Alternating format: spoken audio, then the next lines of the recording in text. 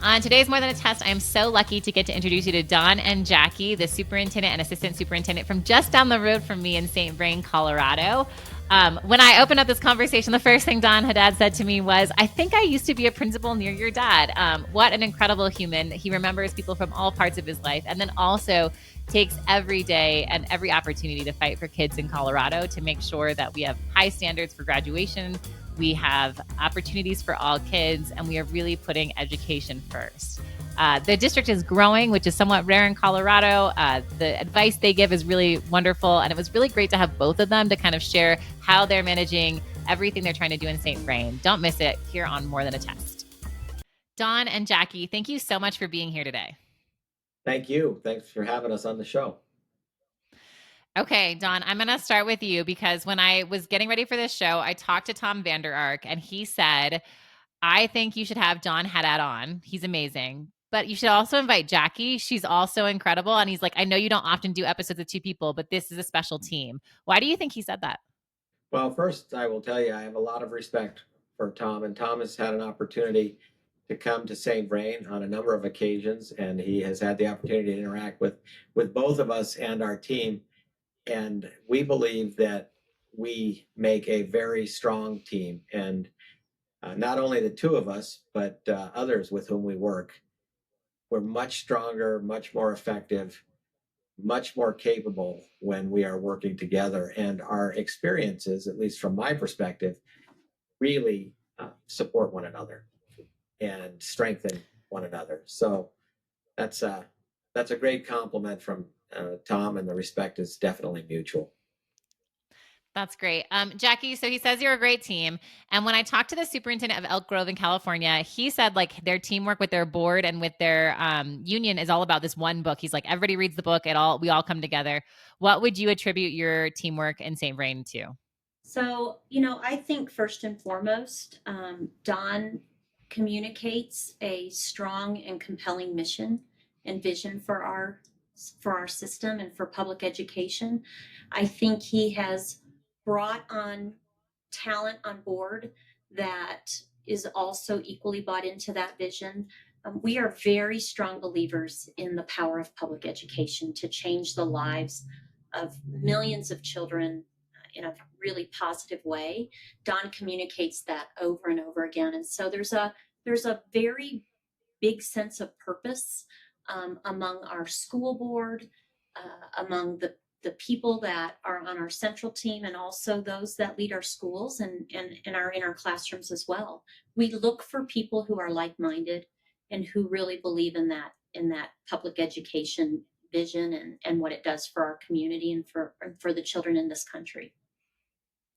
It's interesting that you keep saying public education and that this offering in your public school because you have the kind of stats that look like a private school, right? 99% or 93% graduation rate on time, less than 1% dropout. And you're in an area that's not short of private schools, right? Like I live maybe 15 minutes from you, and on my drive, I pass Dawson and some of the other private schools. Macintosh is right there as well.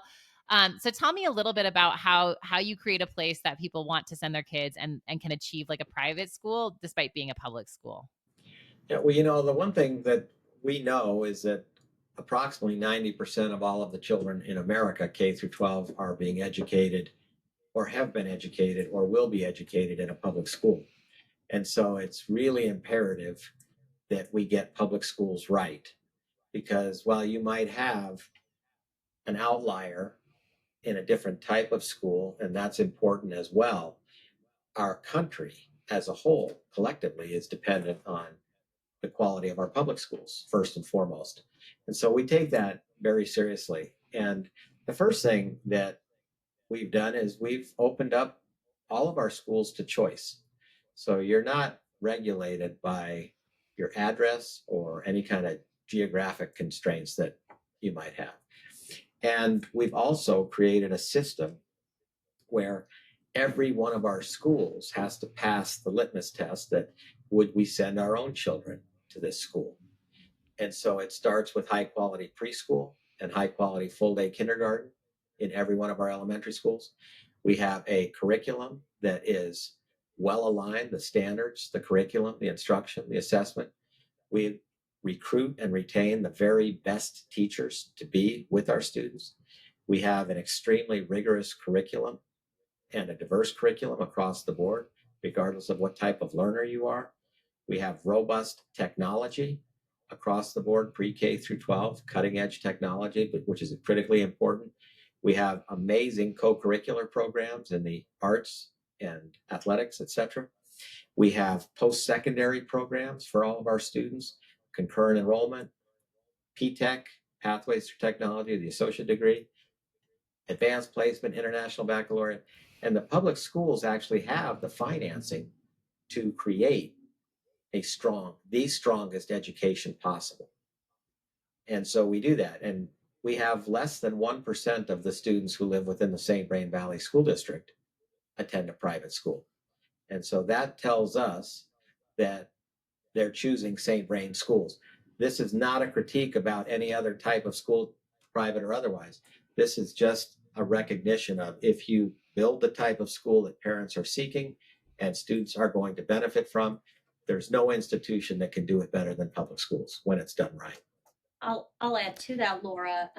In addition to those, all of those that Don spoke about, we also realize that we are in a competitive environment. That if we don't step up and deliver the kind of opportunities and programs that our parents are looking for their students, or if students aren't treated very well in our schools, and we don't recognize them as individuals and personalize to their needs, that they will look for options for their students. And so we have a keen awareness that just because we're a public education system does not mean that people will automatically enroll in our schools. We're in an open enrollment state. Parents know that they have choice and they have options, and so we have set out to win their participation in our system. I will also tell you that St. Vrain prides itself on being urgent and responsive, and so we return phone calls immediately. We return emails. We know that kids get one shot, as Don would say, one shot at a great education. And we approach it with a lot of urgency. And so we're very responsive to our customer base. And then I think also we diversify for students. And so it's not a one size fits all. We have over 70 focus programs in our district, and we know that kids are going in lots of directions. They have lots of aspirations, and we have to diversify to meet as many needs as possible. All right, Jackie, let me ask you a tough question, because I hear you say, like, we're being responsive to our customers. If you had to choose one person as your primary customer, is it a parent or a child? That's difficult. I think sometimes that's the age of the student. That helps us determine who that client is. We would probably say the family in general, but students, as they reach high school age, get very specific about what they're looking for. Many students go to schools where their friends are going or close to where they live out of convenience, but we have many, many students who are very astute and have understood early what direction they'd like to go in. We have parents who know what they want for their children, and they look for those things in different options. And so, probably for elementary parents, or for elementary students, we're marketing to families and to parents. But as students matriculate through the system, they're very smart and they understand what their options are. That's a great answer. And I think that can be somewhat true for everyone. And I think it kind of depends on the child and their needs and who's supporting them. So thank you for answering that. Don, I live in Boulder. In Boulder, we're having a declining enrollment. And you say that only 1% of your students are choosing private school. Are you having an increase in enrollment, or are you also declining with just like the change in population in Colorado? Yeah, our projections are to continue to grow. We are at 33,000 students now, and our build out plan is for somewhere between 60 and 70,000 students. So we're going to continue to grow for the next several decades, and we're growing from a variety of sources. One, there's a lot of development going on in our 411 square miles. And two, we have birth rates that continue to grow. And we also are attracting students from other school districts. And the combination of all of those things really means we'll be on an upward trajectory in terms of growth for quite some time. So, Don, I went to high school not far from where you're at in Boulder Valley School District. You were a principal there once. And if you had asked me in high school, I don't think I would have said that St. Vrain was on an upward trajectory. Do you feel like you came in and got to turn it around? Tell me a little bit about like when did the rocket start going up for St. Vrain? Yeah, and the upward trajectory that I was referring to, while I do agree we're on an upward trajectory in terms of performance, I was referring to an upward trajectory in terms of enrollment. Just enrollment. But both of those things go hand in hand, right? Yeah. Like if you're not doing well as a district, your enrollment's not going to go up no matter what, right? Yeah, and I do believe that we're on a very steep upward trajectory in terms of performance. And you see that, when we passed our first mill levy override in 2008, we reconfigured our district and we became a school district versus a district of schools, which is what I see across the metro area more so. So we're very systemic in our approach, and we've looked at our facilities to make sure that they're all of the highest quality. We've looked at our instructional programs to make sure that they're all well aligned and of the highest quality. We've looked at our programs and the same thing. We've involved our parents, we've involved our business community, we've involved our elected officials, our media outlets, our civic organizations, our teachers, our staff, our students. And so we've got everybody moving forward. And I think the reasons why we see the highest graduation rate in the Denver metro area, and we see the lowest dropout rate in the Denver metro area, and we see outperforming the state on 100% of the state required assessments, and we continue to outperform the state on our PSAT and SAT exams, and we continue to see our students graduating not just with a high school diploma, but with what we refer to as a strong competitive advantage. We've also seen that same steep upward trajectory in our visual and performing arts. Our district has been recognized as one of the top 15% of all music communities in the country for the last 4 years. And no other school district in Colorado has done that. And our athletic teams, individuals and teams, have the highest percentage of state championships in Colorado. And so we're seeing the success. The robotics program has won the world championships down in Texas. And so there's definitely a performance trajectory that is steep and climbing. And I think it started back in, the early 2000s, 2007, 2008, when we got that first mill levy override passed and those bonds, and we were able to really begin to move in the right direction. We also have looked at public education in different ways, perhaps than other school districts view it or other individuals, period. And I can elaborate on that, but I'll stop there and let you ask other questions. Well, Jackie, I think that someone who is listening would and has never been to St. Vrain might be picturing something like on the East Coast with lots of fancy homes and things like that. Really, like, because you're talking about robotics and all these things where you're like beating the state or having high standards, or and that's not really St. Vrain. Jackie, how would you describe St. Vrain, those 411 square miles, for somebody who's never been there? It is a beautiful and very balanced community. We have wonderful businesses who are really bought into the school system. They understand, our families and our businesses understand what public education does for this community. I think a lot of that can be attributed to Don's communication strategy, where he's out in the community, he's visible, and he charges the rest of our team to be very visible and to also share lots of information and communication with the community. But we have families that work hard, and they trust the school system. We have pockets of affluence in our district. We also have a lower socioeconomic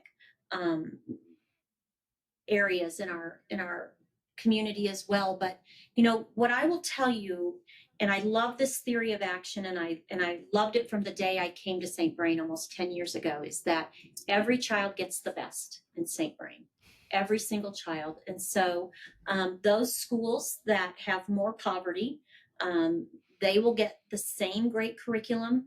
They will have robotics clubs. as well. They will have STEM labs. One of the things that I've long worried about in education is the fact that many children who struggle with poverty, they get a lot of they get a rote education to line up with the state assessments because it's the way that those schools can survive based on our current accountability system. But in St. Vrain, regardless of the demographic and regardless of where you go to school, you can count on the fact that you will have the very, very best for your child. The best facilities, the best materials, the best activities and opportunities. In fact, our schools that probably have the most poverty have the most program and the most opportunity. For example, at Skyline High School, we had the first P-TECH west of the Mississippi. And so it's a beautiful community that's very supportive, very balanced, and you know they want the very best for their children. I think this gets back to what Don was saying about a school district as opposed to a district full of schools, right? I think I had this very same experience in Denver Public Schools, where like my school was in the innovation zone. We were in Stapleton. We were our island, right? And so what we were doing was like nothing compared, like totally different than to the school down the street. Whereas when you say we're going to offer the same programs, the same opportunities for every kid, and what I was getting at is like, in my opinion, St. Vrain is somewhat like it has rural parts of it. It has blue collar parts of it. It definitely has some innovation and tech parts of it as well. And it is incredibly diverse. And so to be able to offer, you know, something similar to every single child and the right thing for every child, I think can't be easy in a place. What would you say, Don? Yeah, we do. And, I've been in 5 districts, and I was going to share that with you that I think St. Vrain is a microcosm of the state because we have high tech industries, we have industrial areas, we have rural areas, we have small town communities, and we have that balance in terms of socioeconomics, and then also the balance in a diverse population. And so if I were to take all of the school districts where I've had the opportunity to work and the good fortune over the last 40 years, St. Vrain is representative of all of them. And that's a great strength for us because it makes us be great with every child.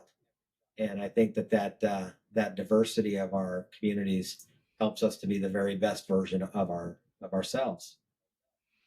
You know, you mentioned your graduation rate, and I was looking through your website, and your website is great. I love the focus on the future. But one of the things that it says is that you have a high standard for graduation, that you have one of the most robust standards for how many credits are required for graduation.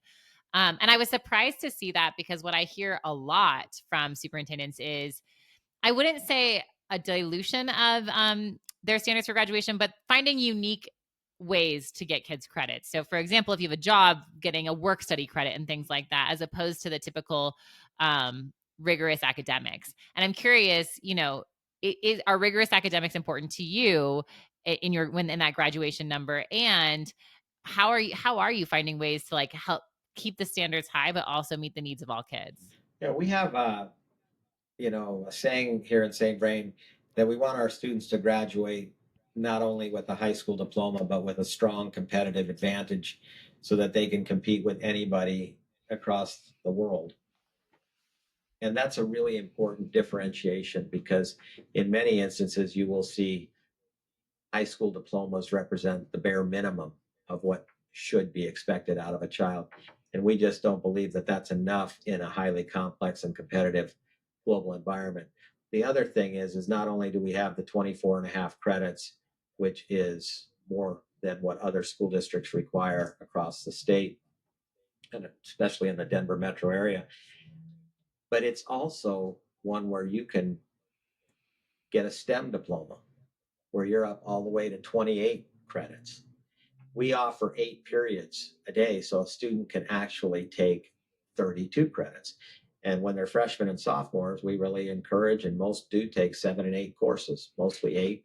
And then when they get to their junior and senior year, and this is something very unique, we don't allow kids who have achieved their graduation requirements. One, it's hard to do early because we've raised the requirements. But two, even if they do, they have to remain a full-time student until they graduate. And that's very different than many school districts who allow their seniors to be part-time students, which isn't what we believe preparing for that strong competitive advantage. So one, we set the bar high, and two, we keep it there all the way up until the 12th grade. And then we have kids pursuing and earning their associate degree or a full year of college credit through AP and concurrent enrollment before they ever walk out the door in St. Vrain. So yeah, it's really important to us because we know that our students are going to be competing with kids all across the globe, and we want them to be ready. And Laura, the other thing is that we don't decide who goes to college. We set our requirements such that any student who graduates from St. Vrain will be ready to do whatever they want to do next, including college. And some students decide early they're not going to go to college, and they still must acquire all of the credits in order to earn a St. Vrain graduate diploma, because you don't always know when you're 16 or 17 or 18 what you want to do with the rest of your life. And if you go back when you're 22 or 23 and decide you want to go to college, your diploma should get you there. And it's not on educators to decide early for students what they're capable of doing or what they should do and what they shouldn't do. And we do see sometimes systems that differentiate students early in their high school career and don't offer them the option to be prepared for anything post-graduation. And so one of our philosophies is that all kids will be ready to go and to compete regardless of what they choose to do next. And Jackie's point is an important one. We have multiple pathways. So you have students that are a lot of students pursuing their 4-year degrees at a college or a university. We also have students pursuing community college. We have students pursuing that 2-year associate degree. We have students pursuing pathways in welding, electronics, machining, optics, paramedics, nursing, automotive technology, and we have students pursuing their pathway into the military. But every single one of those pathways is viable and requires the highest requirements in terms of graduation. The other thing that I will tell you is in the state of Colorado, the state leaves graduation requirements up to each individual district, and there are 178 school districts. And the accreditation system that we currently operate under scores you for your graduation rate, but does not take into consideration your graduation requirements. And so some are being incentivized to lower the requirements to get a higher score on the rating. We found that when you raise the bar and you backfill with support, the students will achieve those higher standards, and the score, so to speak, will take care of itself. And I think that that's a very important thing for people to understand, that a high school diploma means something very different from district to district. I didn't know that about Colorado. Do you know, is that common across the country that districts get to choose their graduation requirements? There are a number of school districts where the state has some set requirements and then you can exceed those. But Colorado, you have what's referred to as local control. And so the 178 school districts have the opportunity to set that bar where they want it. And, I have some questions about whether that's in the best interest of children. I have a lot of questions about a lot of things with that, but I think it's really impressive that you have a very high standard, one of the highest standards in Colorado, and one of the highest graduation rates. I think that speaks to what you're doing in your district. I want to get back to this because I feel like I've heard so many districts tell me that the best thing for kids was to let them have work studies, not ask them to be in the building all the time, do some different things. And what I've heard you say, if I'm right, is that you think it's really important that kids are full-time students through high school, through 12th grade, that they get to be a student for that time. Why does that matter so much? Why not let them be a half-time something else? What do you think you're achieving there? Well, we actually do have a lot of students who work, and we have a lot of students who are doing internships. We have over 100 partnerships with businesses and corporations, and we are having a lot of students do apprenticeships. So the two work hand in hand. You can have high requirements for students to earn their academic and their co-curricular credits. And also, it's not an either or proposition. We just feel like there are opportunities to do internships as part of your education, but it doesn't mean that it supplants your other education. And so there's potential to do both those things. You have afternoons, you have evenings, you have weekends where they can do a lot of those other things, and you have the school days that if you're a senior and you have 6 classes, which represents a full-time student, you still have time to do those other things because we believe they're very important. And we have lots of kids doing internships. We have lots of kids doing work study, and we have lots of kids doing high quality apprenticeships. Laura, one thing we've pushed back against, however, is that there is a movement nationally around competency-based education, and it's masked more in when we talk about finances. So do kids really need to be in school for 7 or 8 hours a day? Can they just take a test and show that they've acquired the skills they need for that course and then just move on? And we think that not all of those agendas are about the students. We think some of that is about chipping away at the institution of public education. We believe that some of that is about saving money or saving funding. We believe that it gets at that competitive piece. And we do believe that being in school is really, really good for children. We believe that many children get their nutrition at school, they get their peer and positive adult interactions in school. They're exposed to lots of diverse perspectives. They are in activities that keep them, in a safe place past the school day. And so, uh, for us, we've tried to build an environment where children want to be here and they gain lots and lots of different skills, not just academics and not just curricular skills, but that they have lots of positive interactions by being in our schools. And we just don't subscribe to the fact that you can take a test, show that you're competent in a core content area, and then move on, and that school doesn't have value beyond that. We're not believers in that. Laura, one of the other things in Colorado and across the United States that's concerning to me is that when you add up summer vacations and you add up the 2 weeks in the middle of the year and the fall break for a week and the spring break for a week and all of the weekends cumulative and the president's holidays and all of those things, students are only in school for slightly over 6 months a year. Wow. And now in Colorado, the trend has been to go to a 4-day school week.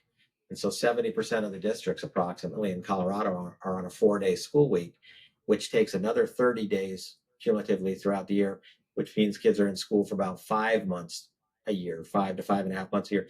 That's just simply not enough to be able to compete around the globe with the way in which things are advancing technologically and otherwise. And so we've got to face that, if we continue to do this with an entire generation of students, there is going to be a consequence to that economically and competitively as a nation. So we've got to take a close look at what we mean when we say that a well-educated society is important.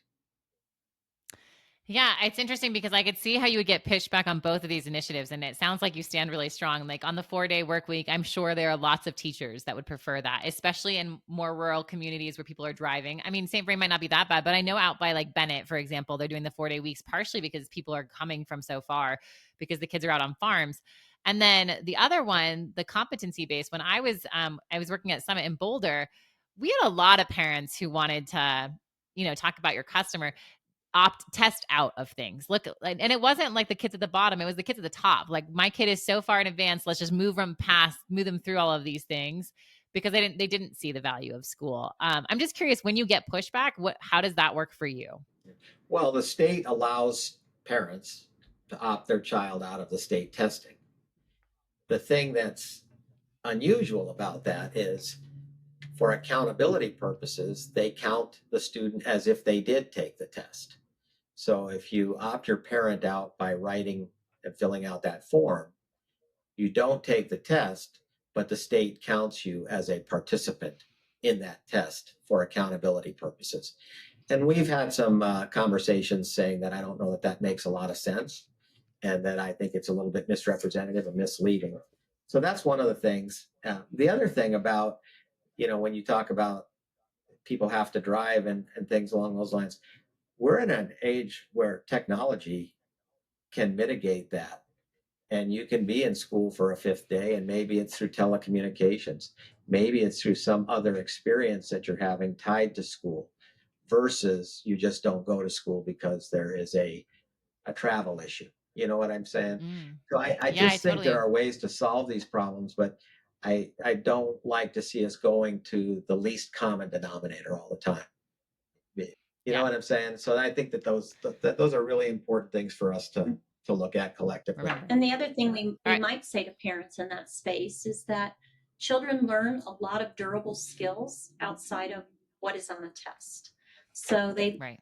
they learn how to articulate and communicate with others.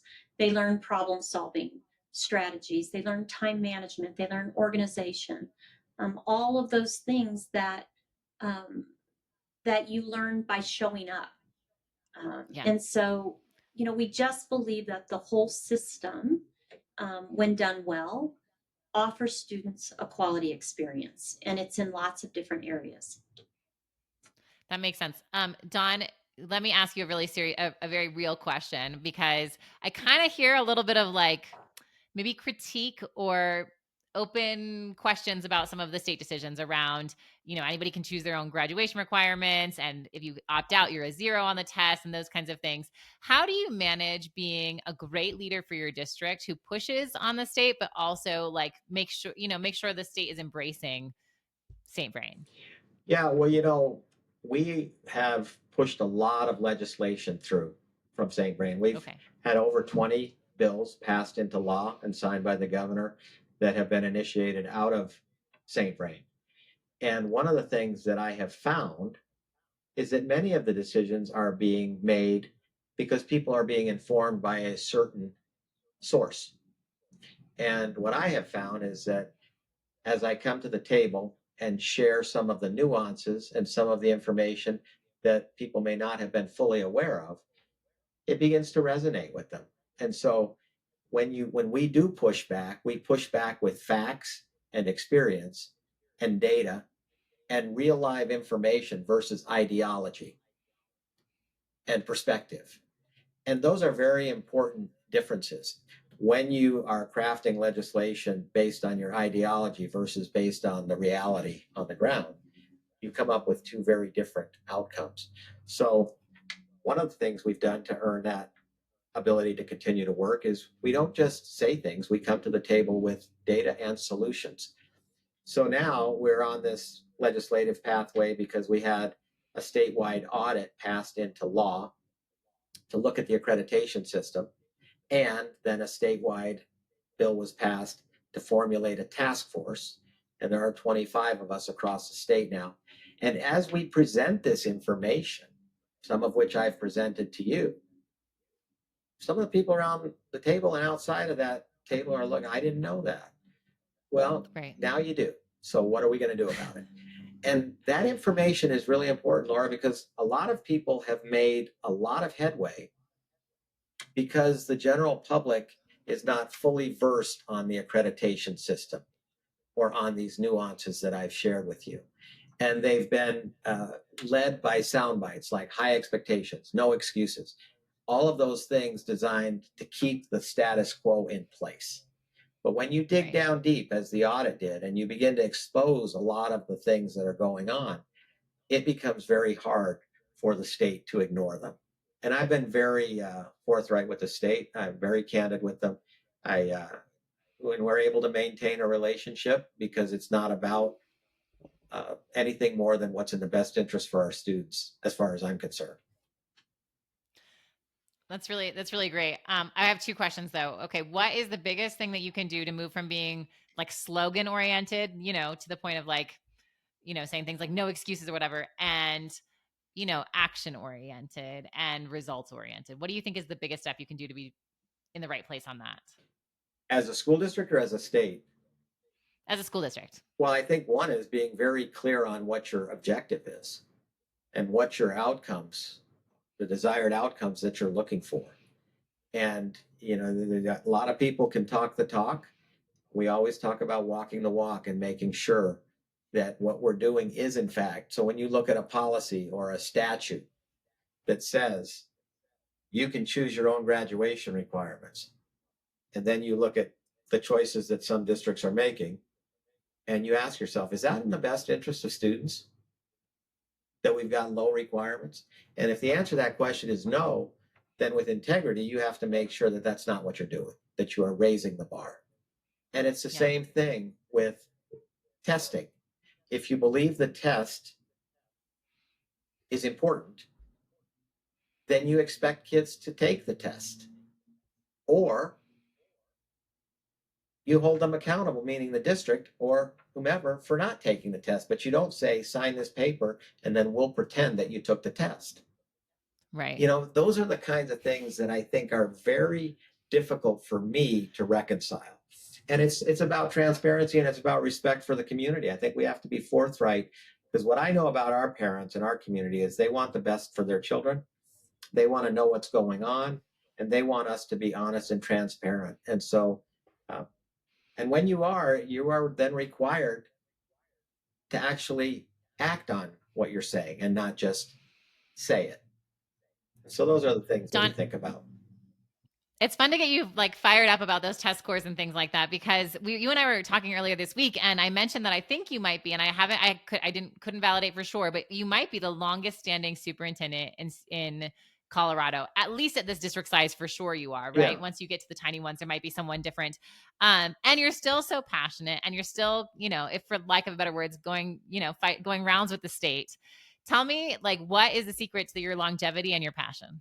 Well, I think there's a sincerity. I am very clear on what I believe about public education.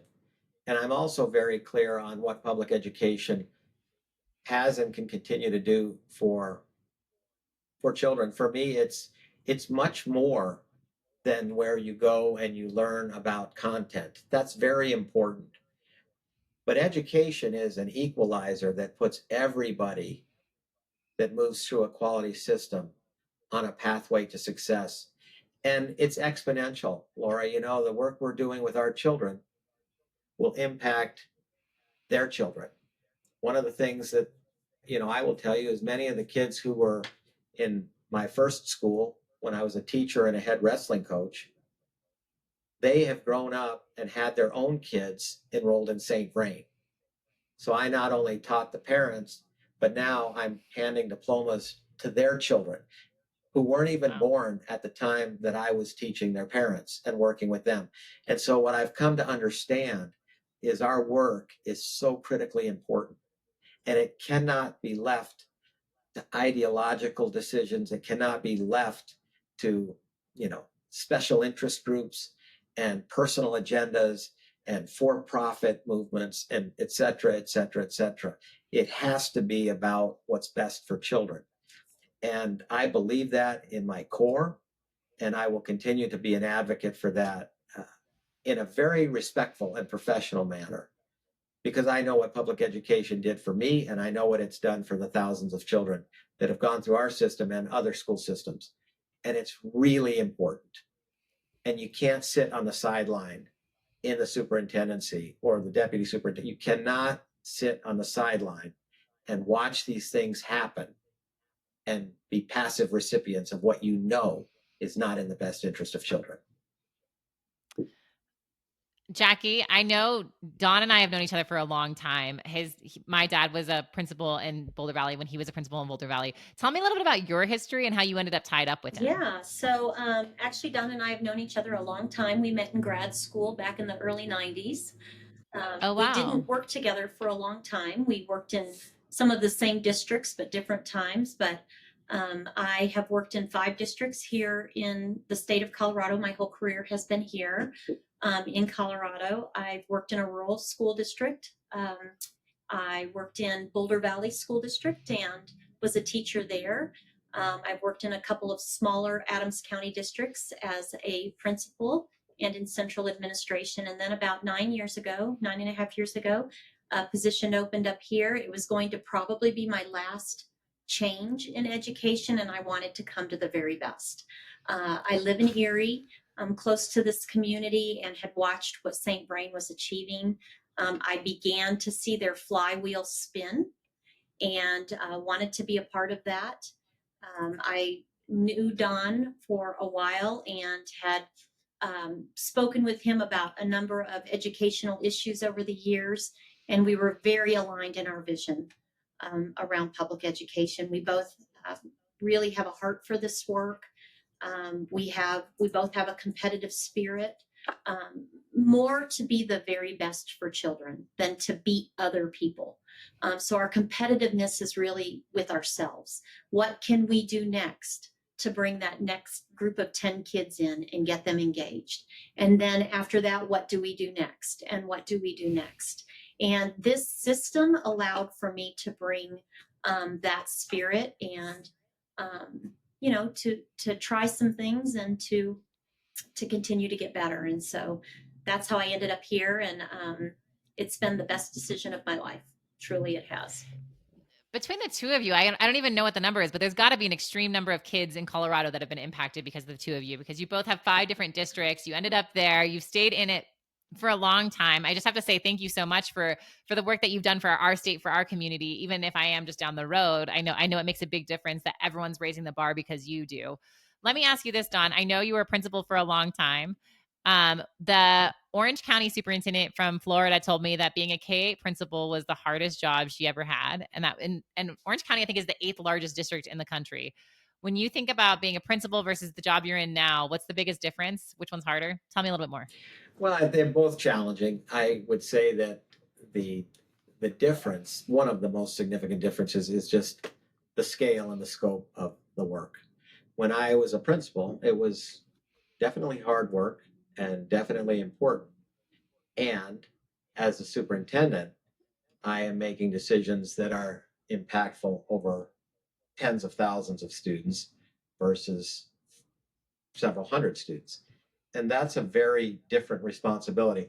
There's also a different responsibility that comes in terms of managing billions of dollars versus tens of thousands of dollars in a school, and making Right. sure that the resources are there to see a child from preschool all the way to graduation and keep that commitment to them. And so managing those resources is, a significant difference. And I would tell you that it's hard to compare because I think everybody at that particular time in their career is being pushed hard. When I look back on the principalship, at this point, I recognize the challenges. I also now recognize what I didn't know at that time and what I didn't fully understand that I do now understand. And that has been really important for me in being trying to be effective as a superintendent, because I understand what they're working on and I understand the bigger picture of an entire system and beyond the system.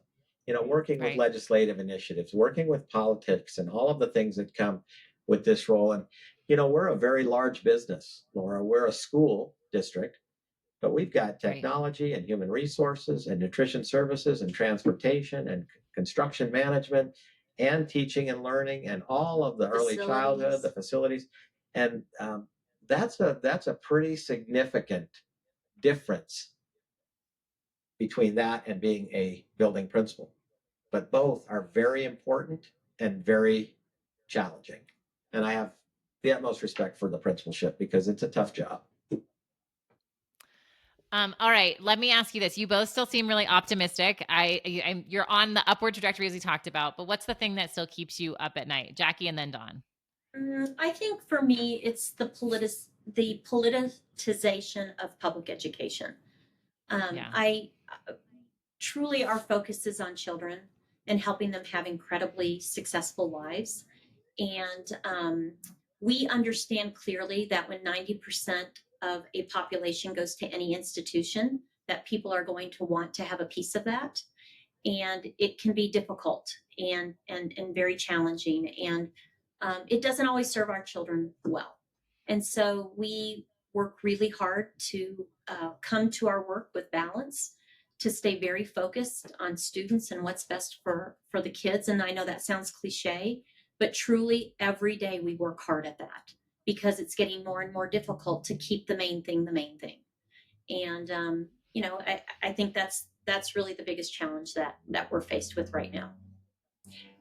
And I agree with what Jackie said. I will tell you that what keeps me up at this juncture in my career, it all centers around safety and well-being.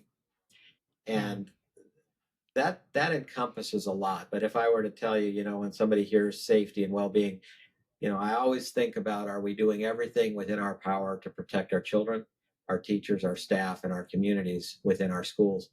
And there's a lot that's involved in that, because communities are polarized and politics are polarized and people have different views. And so that can disrupt the equilibrium of emotional safety and physical safety.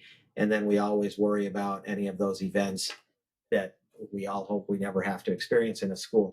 The other piece around that safety is just recognizing that the decisions that we're making will impact families and their livelihoods. And so we have to understand that, there's an unwritten contract that when a child starts with us in preschool, that we have to maintain the integrity of their programming all the way through and see them through graduation. And we can't get them through a third of the way and then say, oops, well, we didn't pay attention to the bottom line and the finances, so we have to cut this program and cut that program. Or we weren't well planned and well thought out, so we have to lay teachers off now. And that sends them home to their families and their livelihoods have been compromised. And so those are the kinds of things that keep me up at night, recognizing the responsibility that comes with every decision that's being made at this level. And it's a daunting responsibility, and I feel very privileged to be in this position, but it's never lost on me how significant the decisions that are being made from this office are and will impact lots of people. I really appreciate you saying that. I think sometimes, when we're from Colorado, there's an extra sense of safety too. I think because of Columbine and some of the other events that have happened here, this idea of safety and our kids, and the data's not great. I mean, we have high suicide rates in our kids and things like that. It is a different. I mean, I think everyone wants their kids to be safe, but I think the fear that at least for me, I carried. I've been in enough lockdowns and been scared, like truly scared, and I think some of that comes from being here. So I appreciate you bringing that up. I appreciate everything that we got to talk through. It's been quick, but the one thing I feel like I got to hear across the board is that you're not afraid to ask some good questions about the status quo and say maybe not for us. Like, we're going to do something a little bit different, because what's most important is the highest standards for our kids and every kid getting to do that. We only have a little bit of time, so we're going to go to our what we call rapid fire, but answer them as fast as you want. The way we're going to do this is, Jackie, you're going to go first on the first one. Dawn, you're going to go first on the second one. There are 5 total, okay? So the first one is the podcast is called More Than a Test. We call it that for our own reasons, but everyone hears something different. When you heard more than a test, what did it make you think of? Go ahead, Jackie. I think education is so much more than a test, that there are many ways that students show their success and their talents, and we need to broaden the definition of student success in schools. Nice. Yeah, and for me, it's when you say more than a test, our students' skills, our students' knowledge, our students' passion, our students themselves, they have so much more to offer than a test score. And I never want to diminish the importance of this, that, or the other thing, including tests, but I don't ever want us to limit how we see our children to how they do on a singular test over a couple of days. I think that's just really, that would be very unfortunate. How they do or how they don't do if they opt out, right? They do or if they don't, or if they even give it their best shot, because for a variety of reasons. But they're just wonderful children, and we want people to see the whole child. Yep. Okay, so we're a reading company. We have an AI reading tutor, and so we ask everyone to share a lit moment. And what we mean by that is a moment of you in a book that is either your happy place or changed your life or is a part of your story. Tell us about a moment of you in a book. Go ahead, Dawn, and then Jackie. Yeah. Well, I'll tell you, when I was in high school, one of the things that I always thought about was we would get assigned to read books, and then do book reports. And the books were always kind of picked for us. And I had a teacher once who allowed me, I was really deep into wrestling in high school and college and in middle school. And so I got to read the book, The Legend of Dan Gable. And I read it 10 times, and I was able to then do my book report on that. And it was an acknowledgement of, if you allow students to read and pursue things that they're passionate about, you'll find that they're much better readers than you might otherwise have thought. And that has stuck in my mind for a very, very long time. Well, I think I was a second grade teacher, and I had many of those moments as I taught students how to read. They, that oftentimes you'll have students who are struggling to put together words and sounds and sentences, and they finally power through and they look up at you for, a little bit of validation, and you give them that nod that they got it. And you see that little smile on their face, and you know that you've helped create a reader. And so that was always a special moment for me. That's a great one. All right, Jackie, a piece of technology you love. I love my iPhone. I shouldn't love it as much as I do, but I do. I feel very lost without it. So I do love my iPhone. Don, you're up. For the technology piece? Yep. Yeah, I probably spend too much time on my iPhone. I even wear it on my hip.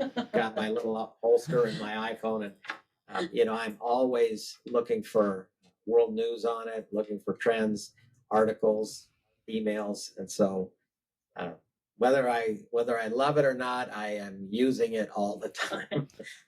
That's true. It's All right. probably a bittersweet love of technology. Yeah.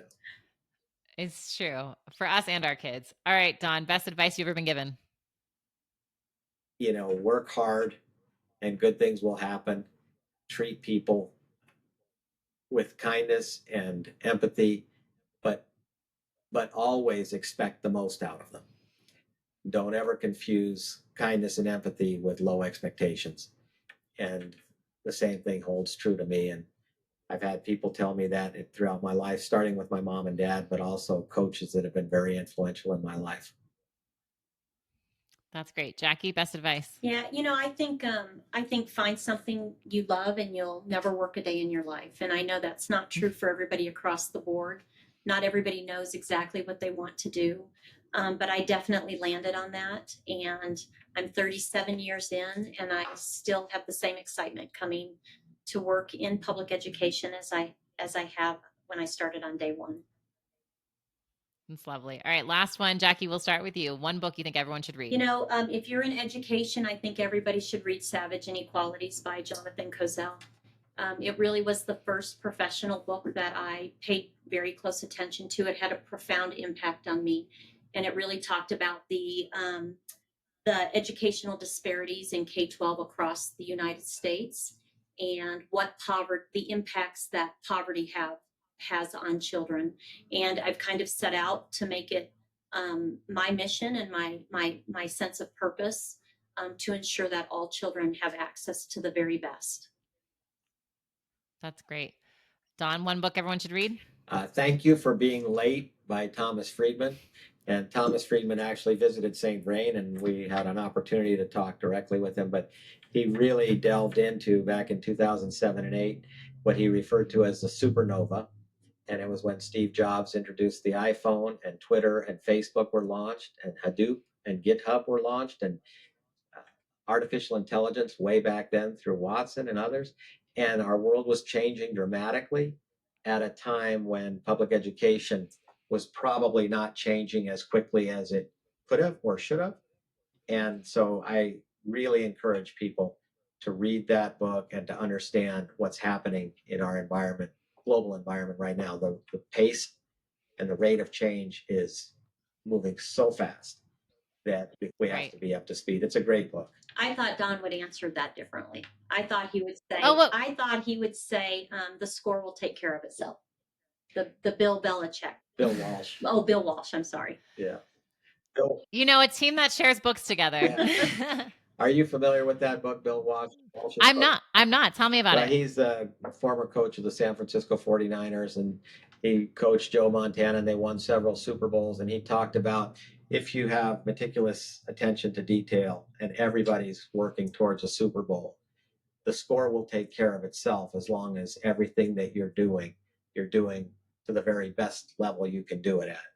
And and that included the players, their families, the workers in the organization, from the travel agents to the people who stripe the field and everything. And this is one of those books where if you focus on your work, the score will take care of itself. And he leads I love it. that way. He leads that All way, right. and he makes sure that every group in our organization understands what their contribution is to our mission.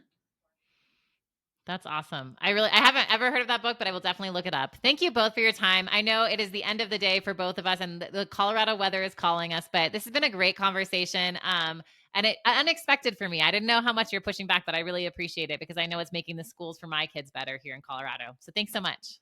Thanks for joining us on the More Than a Test podcast. If you found this conversation valuable, subscribe to our YouTube channel and find us on your favorite podcast platform. At Amira Learning, we believe every child deserves a chance to become a reader, and we're excited to be part of this conversation. See you next week, and thanks for joining.